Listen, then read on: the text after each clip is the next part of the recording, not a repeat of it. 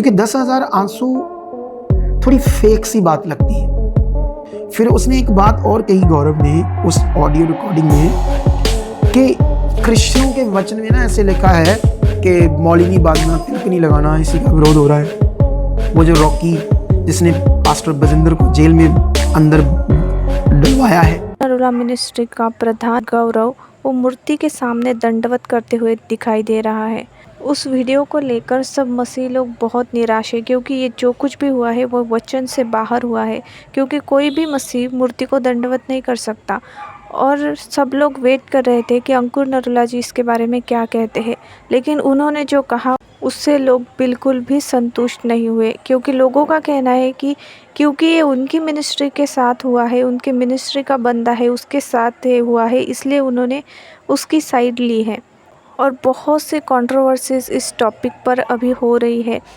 सुखपाल राणा जी ने इसके बारे में क्या कहा और अंकुर नरूला जी को उन्होंने क्या कहा, आप ज़रूर सुनिए। लोग वीडियोस डाल रहे हैं, पोस्ट डाल रहे हैं कि जब दूसरे गलतियां करते हैं, जैसे मान लो उन्हीं के चाहे चर्च में, तो उन्हें मारा पीटा जाता है।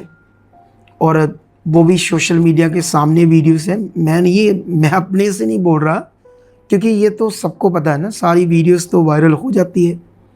तो लोग कह रहे हैं कि मारा पीटा गया है। अपनी चर्च में लोगों को जब गलतियां करते हैं तो मारा पीटा जाता है, उन्हें चर्च से निकाल दिया जाता है। या फिर दूसरा, जब कोई चर्च का गलती करता है, जैसे मान लो बजिंदर के चर्च में हुआ, ये भी लोग मुद्दा उठा रहे हैं। उसके चर्च में उससे जो फिल्मी सितारे आए तो उन्होंने गलतियां की है ना, परमेश्वर के पवित्र भवन में कुछ बुरी बातें की जो अच्छी नहीं थी। तो अपोस्टल जी ने बहुत सारी लोग कहते कि उन्होंने वीडियोस बनाई, इतना उनका विरोध किया, वो बेचारा रोने लगा। उसको कोई समझ नहीं आ रही थी कि कैसे मैं इनका आंसर दूँ, क्योंकि ये वचनों से खींच रहे थे, लोगों का ये कहना है।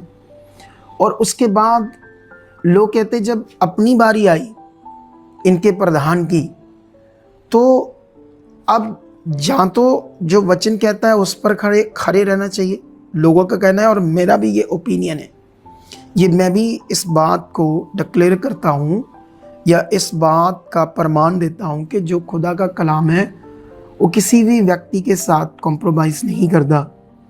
तो अब ये विषय बड़ा गंभीर है ना, इसको समझना बड़ा जरूरी है वचनों से, किससे कई लोग ठोकर खा सकते हैं, कई लोगों के मन आगे पीछे हो सकते हैं। तो इस बात को बड़ा ज़रूरी है हमारे लिए समझना। अब उन्होंने प्रधान की जो गलती है वो क्रिश्चियन समाज के सामने है, ऑन द रिकॉर्ड कैमरा, और उसने अपनी गलती को माना। अपोस्टल जी ने भी कहा हाँ उसने गलती की है, उसने पाप किया है, ठीक है। अब दो बातें हैं। पहली बात, अगर उसने गुनाह किया है तो मैंने देखा कई सारे पास्टर्स जो उनके साथ जुड़े हुए हैं, जो उनके सपोर्टर हैं, उन्हें चुप रहना चाहिए था। अगर उन्हें कोई वीडियो बनानी चाहिए थी तो ये बनानी चाहिए थी, हाँ हमारे प्रधान से गलती हुई है और वो अपनी गलती को मानेगा परमेश्वर के सामने, क्योंकि न्याय परमेश्वर ने करना है, क्षमा परमेश्वर ने करना है, ना आपने उसे माफ़ करना ना हमने माफ़ करना है, क्योंकि न्याय करना माफ़ करने का काम परमेश्वर का है। तो उन पास्टर्स को ये बात करनी चाहिए तो बहुत अच्छा होता। लेकिन ये पास्टर उल्टा क्रिश्चियन समाज को डांट रहे, ये है वो है, विरोधी शक्तियाँ के लोग नहीं चाहते हम आगे बढ़े, ये करें वो करें। ये तो एक सिंपल फंडा था, सिंपल बात थी कि आप पास्टर होकर अगर परमेश्वर के वचन को तोड़ मरोड़ दोगे और उसके गुनाह पर पर्दा डालोगे तो मैं समझता हूँ क्रिश्चियनिटी को सही दिशा नहीं मिल रही। उसके बाद अगर प्रधान का हम बयान चेक करते हैं, जो उसने भी अपनी ओर से माफ़ी मांगने की कोशिश की, जो लोगों को दिखाया, तो वो बिल्कुल भी तरीका माफ़ी मांगने का नहीं था, आत्मिक तरीका।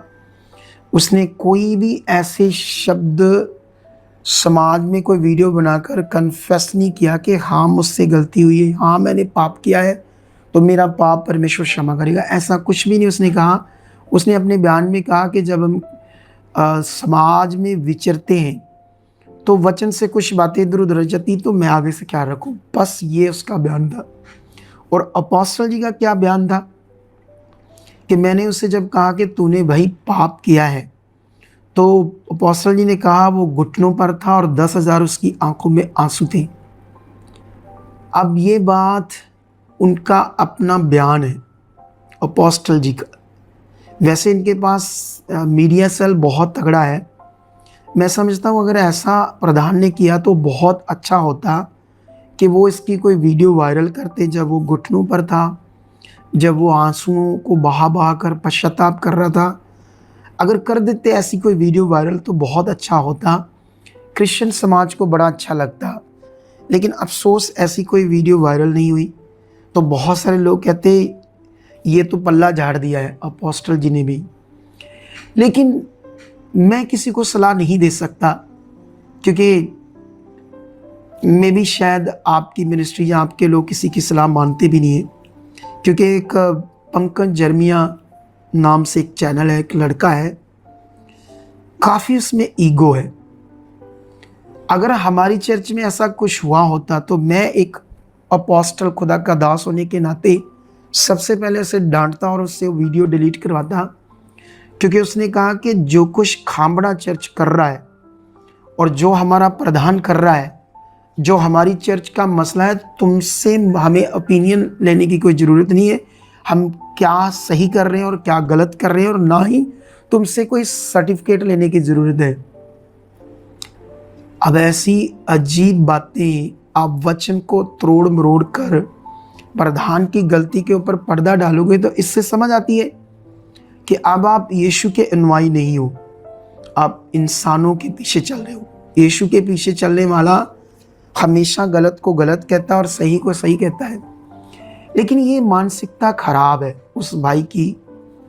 उसको ऐसे नहीं करना चाहिए था, चुप रहना चाहिए था। अगर तुम यीशु से प्यार करते हो, देखो, अगर तुम लोग इतनी ईगो से आंसर दोगे सोशल मीडिया पर भी हमें किसी की कोई परवाह नहीं, लेकिन सवाल है कि क्या आप क्रिश्चियन समाज को आप अकेले लीड करते हो? अगर आप अकेले लीड करते हो, आपके द्वारा क्रिश्चियनिटी चलती है, तो ऐसे गलत बयानों से क्या वो संतुष्ट होंगे क्रिश्चियन समाज? तो मैं समझता हूँ कि अपोस्टल जी को ऐसी बातों पर स्ट्रिक्ट फैसले लेने चाहिए, क्योंकि ये मुद्दा सही नहीं है। आने वाले दिनों में ऐसी ईगो घमंड के कारण बहुत सारी चीज़ें प्रॉब्लम क्रिएट हो सकती है। मैं सलाह नहीं दे रहा, क्योंकि मैं जानता हूँ वो सलाह मानेगी भी नहीं, ना उन्होंने आज तक किसी की मानी है। हम तो अगर किसी की अच्छी सलाह हो तो उसे पकड़ लेते हैं, मान लेते हैं, मेरा ये स्वभाव है।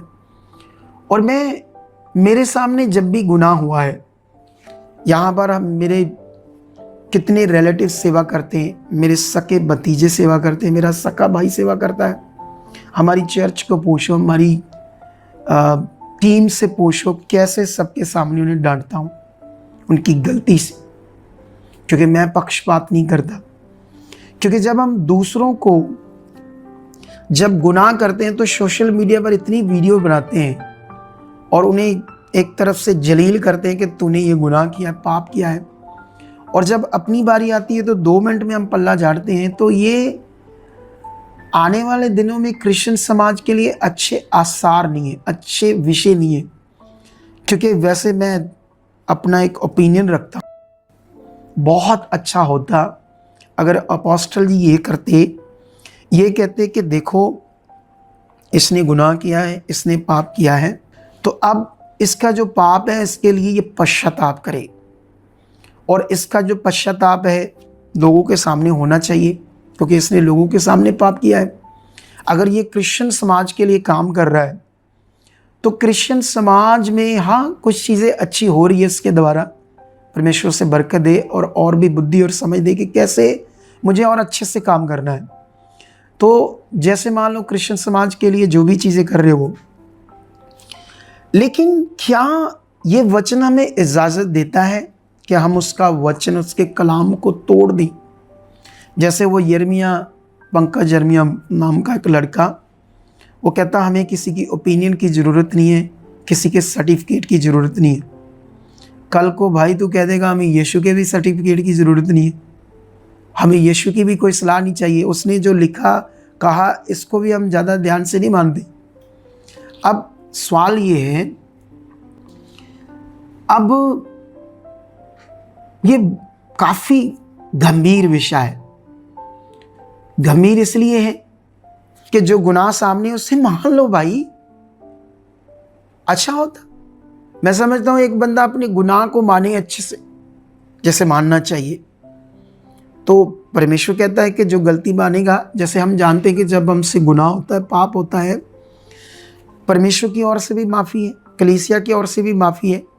लेकिन सवाल है, जब पाप होता है उसका, ये अपोस्टल की भी शिक्षा है, तुम मूर्तियों के आगे झुकते हो, तुम मूर्तियों की अगर पूजा करोगे तो तुम्हारे श्राप बने रहेंगे। कितनी वीडियोस वायरल हो रही है उनकी। ये जो श्राप था वो अभी भी उसके जीवन में बना हुआ है।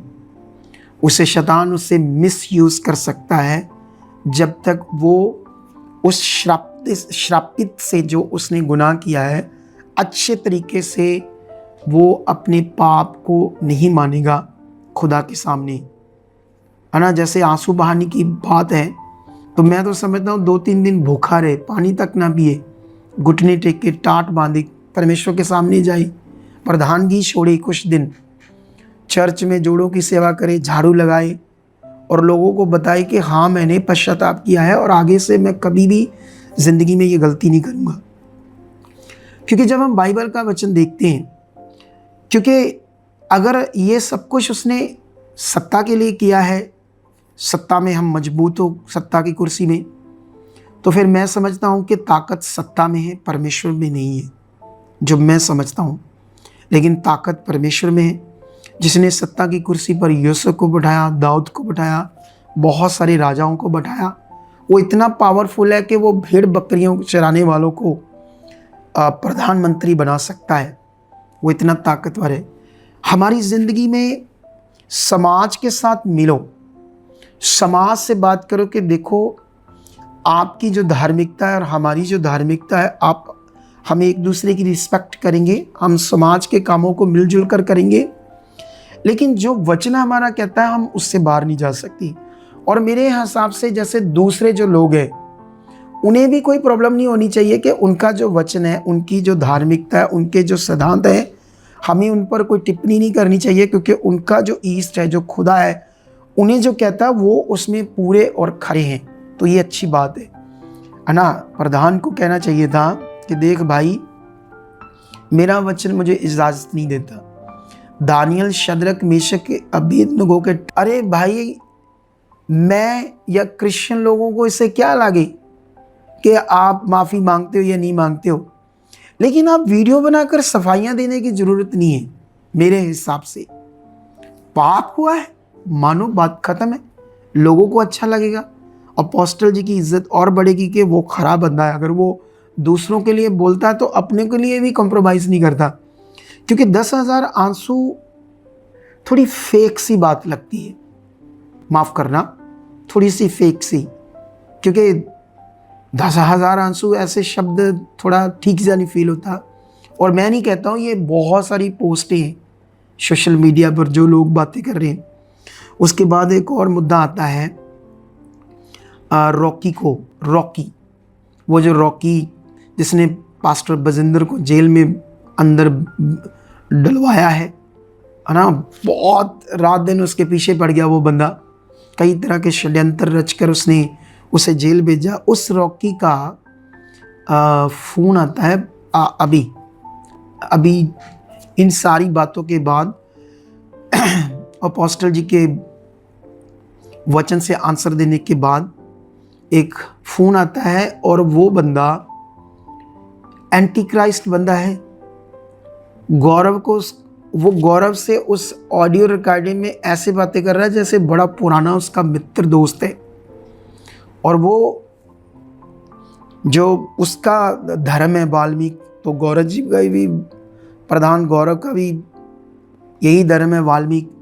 तो वो जो उनका भगवान है उसका नाम लेकर एक दूसरे को विश करते हैं। हाँ कोई बात नहीं, इससे मुझे कोई लेना देना नहीं है। उसके बाद जो उनकी आपस में डिस्कशन होती है वो अच्छी नहीं थी। उसमें फिर प्रधान गौरव कहीं भी नज़र नहीं आ रहा था कि उसको इस गलती का कोई ज़्यादा पश्चाताप है। वो कह रहा तूने गलती मान ली। फिर वो कहता नहीं, मैं तो वचन की बात कर रहा था वहाँ, कि मैं थोड़ा आगे पीछे हो गया, फिर उसने एक बात और कही गौरव ने उस ऑडियो रिकॉर्डिंग में कि कृष्णों के वचन में ना ऐसे लिखा है कि मौली नहीं बांधना, तिलक नहीं लगाना, इसी का विरोध हो रहा है कृष्णों के वचन में। अब बेचारा पता नहीं वो इस सदमे से या कोई हालात से इतने बड़े से उसके सारी सोच विचार आगे पीछे हो गए। मुझे तो समझ नहीं आ रही वो क्या बोल रहा है कि कृष्णों के वचन। भाई तू भी तो अब कृष्ण है, तेरा वचन है, ठोक कर बोल कि भाई रॉकी मेरे से गुनाह हुआ है, मेरा परमेश्वर मुझे इजाज़त नहीं देता, मैं नेक्स्ट ऐसा कुछ नहीं करूँगा। ये छोटा सा विषय तो इतना बड़ा नहीं था, बड़ा इसलिए बन रहा है क्योंकि पश्चाताप नहीं कर रहे, उस पाप को मान नहीं रहा। अगर मान लेते तो बात ख़त्म, लेकिन यही बस बात आगे पीछे हो रही है। तो मैं समझता हूँ शायद इस वीडियो से उसका मन बदले। कई लोग बोलेंगे आप मिलकर बात कर लेते, जहाँ तक मैं समझता हूँ वो नहीं मानते सलाह किसी की भी। देखा नहीं उनके छोटे छोटे बंदे कितनी ईगो से बात करते, हमें किसी की ओपिनियन की ज़रूरत नहीं है, तुम लोगों के सर्टिफिकेट की ज़रूरत नहीं है, हम क्या सही कर रहे हैं गलत कर रहे हैं। इतना ईगो, इतना घमंड से बोलना चाहिए, जबकि उसका पाप परमेश्वर के समाज में, कृष्ण समाज में जाहिर है।